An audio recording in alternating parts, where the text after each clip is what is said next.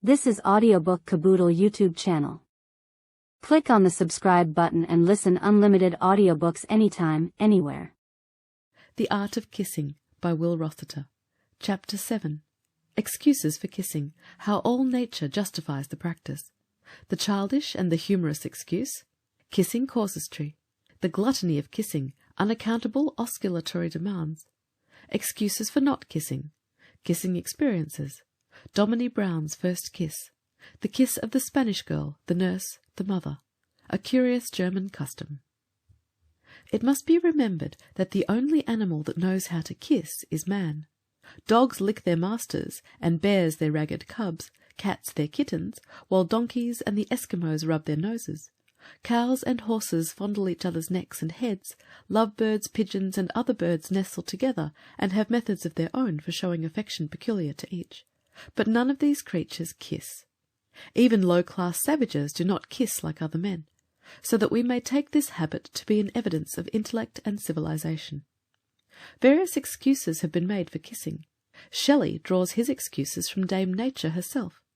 See the mountains kiss high heaven, and the waves clasp one another. No sister flower would be forgiven if it disdained its brother. And the sunlight clasps the earth, and the moonbeams kiss the sea. What are all these kissings worth, if thou kiss not me? A poet of later days has carried out the same conceit in very happy fashion. The lilies kiss the waves they love, the ripples kiss the flowers. The swallows sweep from heaven above to kiss this world of ours. The foaming billows kiss the beach in wild, ungentle fashion. The weeping willows earthward reach to enjoy the darling passion. The ivy kisses from its birth, all other things dismissing, and all things loveliest on earth seem most engaged in kissing. And this by all is seen and heard, and known to be most true love. 'Twere quite unnatural and absurd that I should not kiss you, love. There is a poem about a father lying beside his little child, Daisy, as she is being put to bed, and asking the foolish question that wife and lover ask over and over again. There, close at her side, "Do you love me?" I cried. She lifted her golden-crowned head, a puzzled surprise shone in her grey eyes. "Why, that's why I kiss you," she said. A humorous excuse was that given by the defendant in a case of breach of promise. The defendant was allowed to say a word in his own behalf. "Yes," he said, "I kissed her almost continually every evening I called at her house." Lawyer for the plaintiff: "Then you confess it?" Defendant: "Yes, I do confess it, but I had to do it." Lawyer: "You had to do it? What do you mean?" Defendant: "That was the only way I could keep her from singing." The casuistry of kissing has been set forth in these lines. When Sarah Jane, the moral miss, declares 'tis very wrong to kiss, I'll bet a shilling I see through it. The damsel fairly understood, feels just as any Christian should, she'd rather suffer wrong than do it. There is a certain gluttony of kissing, of which many examples might be given. There was once a jovial vicar who was such a glutton for kisses that when he obtained the wished-for kiss, far from being satisfied, he asked for a score, and then to that 20 add 100 more, 1,000 to that 100, so kiss on, to make that 1,000 up to 1,000,000, treble that 1,000,000, and when that is done, let's kiss afresh as when we first begun. There is a proverb which says, "When gorse is out of blossom, kissing is out of favour," and gorse blossoms always, year in and year out. This matter of countless kisses has been the theme of many a poet. Catullus averred that though his crop of kissing were thicker than the dry ears of the cornfield, he would not have enough. Another ancient poet starts off with 1,000 kisses, adds 100,000, repeats the process, in rhyme of course, twice, and urges that he and his sweetheart shall purposely confuse their memories as to the number, and begin all over again. Another poet wants kisses equal in number as the grains of sand on the seashore, as the stars in the heavens. Kisses told by hundreds o'er, thousands told by thousands more, millions, countless millions, then, told by millions o'er again. Countless as the drops that glide in the ocean's billowy tide, countless as yon orbs of light spangled o'er the vault of night, I'll with ceaseless love bestow on those cheeks of crimson glow, on those lips so gently swelling, on those eyes such fond tales telling. The poet exclaims that love was never satisfied with numbers, and argues that no one would dream of counting each blade of grass, each ear of ripening grain, or to a scanty 100 would confine the clustering bunches of grapes. Who would ask for 1,000 bees and no more, or regulate the number of raindrops that should fall on some parched pasture land? One of our modern poets, John G. Saxe, has expressed this ancient desire, and from much of our modern poetry we should imagine the sentiment was still in favour. Give me kisses, do not stay, counting in that careful way. All the coins your lips can print never will exhaust the mint. Kiss me then, every moment and again. Old Ben Jonson said that it would be his wish that he might die kissing, and it is said so grave a philosopher as John Ruskin once invited a young lady to kiss him, not sometimes, but continually. A young lady reading in a newspaper of a girl having been made crazy by a sudden kiss called the attention of her uncle, who was in the room, to that singular occurrence, whereupon the old gentleman gruffly demanded what the fool had gone crazy for. "What did she go crazy for?" archly asked the ingenuous maiden. "Why, for more, I suppose." And in rhyme we have the same sentiment. Of all the poets, darling one, who rhapsodized of love, which one evokes your ardent praise all other bards above? And as he took her in his arms and kissed her o'er and o'er, she spoke in tones of ecstasy, "Oh, Tommy, give me more." Some curious excuses are recorded for not kissing.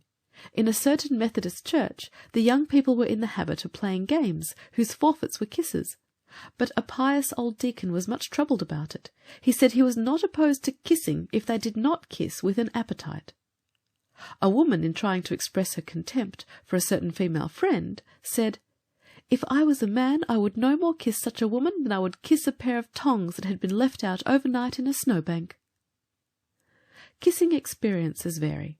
A country damsel, describing her first kiss, told her female friend that she never knew how it happened, but the last thing she remembered was a sensation of fighting for her breath in a hothouse full of violets, with the ventilation choked by blush roses and tulips.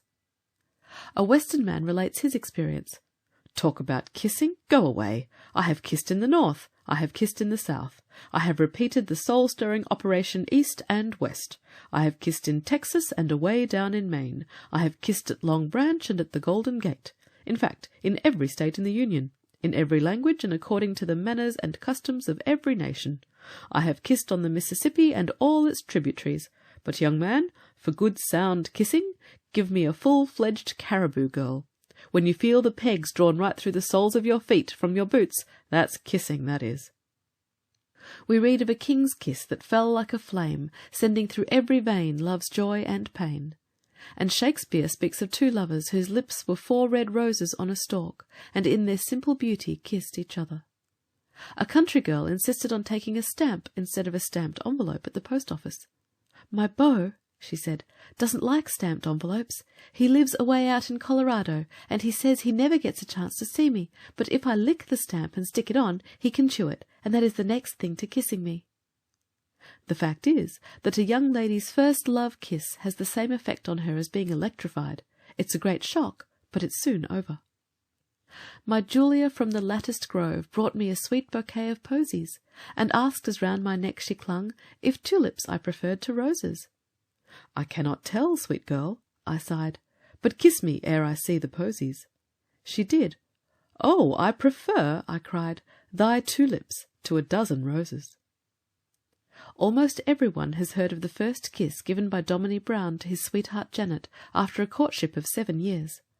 One evening, as they sat together in the customary solemn silence, Mr. Brown summoned courage and said, "We have been acquainted now for 7 years, and I've never gotten a kiss yet. Do you think I might take one, my bonny girl?" "Just as you like, John, only be becoming wi' it." "Surely Janet will ask a blessing for what we are about to receive. Lord, make us truly thankful." The kiss was taken, and the worthy divine, overpowered by the blissful sensation, rapturously exclaimed, "Oh, Janet, it is good. We'll return thanks." 6 months afterwards they were married. There is a poetic account of the kiss of that black-eyed Spanish girl who first kisses with her glances, practising for the coming encounter. Then she kisses with her eyelids, kisses with her arching eyebrows, with her soft cheek softly rubbing, with her chin and hands and fingers, all the frame of Manuela, all her blood and all her spirit, all melt down to burning kisses, all she feeds on is their sugar. And there is what may be called the apropos experience, equally interesting. She took my coat, I'm rather tall, and she is not so very. The steps led upward from the hall, she stood, the little fairy, just balanced on the second stair, my great coat's burden holding, and then her hands, the kindest pair, the collar down, were folding. There never was an eye so clear, nor lips so red in moving.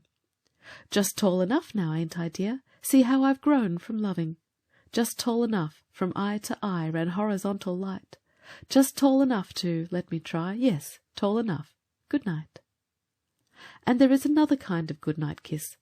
A certain swain, after having escorted his sweetheart to and from a New England forfeit party, where the poor girl, the belle of the evening, had been kissed, as he expressed it, slobbered over by all and sundry, of course kissed her good-night at the gate. He declared that in that one chaste salute he could discriminate 9 distinct and separate flavours, that is, onions, tobacco, brandy, peppermint, gin, lager beer, checkerberry, musk, and camphor. With some of us a kiss is our earliest recollection. I recollect a nurse called Anne who carried me about the grass, and one fine day a nice young man came up and kissed the pretty lass. She did not make the least objection. Thinks I, ah, when I can talk I'll tell mamma, and that's my earliest recollection. In that old-fashioned youthful game, Kiss in the Ring, a favourite manoeuvre of some of the boys was to keep out of a place in the ring till they had kissed all the pretty girls in succession. Those who grow up with the same fondness for osculatory attentions would probably like the custom in some parts of Germany, which requires a young man who is engaged to a girl to salute, upon making his adieu for the evening, the whole of the family, beginning with the mother.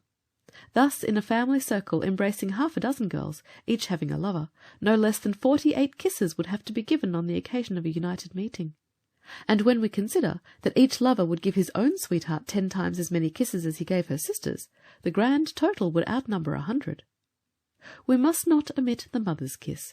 Her goodbye kiss has been the charm which has kept many a schoolboy on the right path when he has got free from home influences. Tom Brown, en route for Rugby, made a bargain with his father before starting that he was not to be subjected to the indignity of a paternal kiss. Not so, however, with his mother, whose last kiss all the racket of public school life could never efface from his memory. Benjamin West, the artist, once said, "A kiss from my mother made me a painter." End of chapter 7. This was Audiobook Caboodle YouTube channel presentation. We hope you enjoyed listening.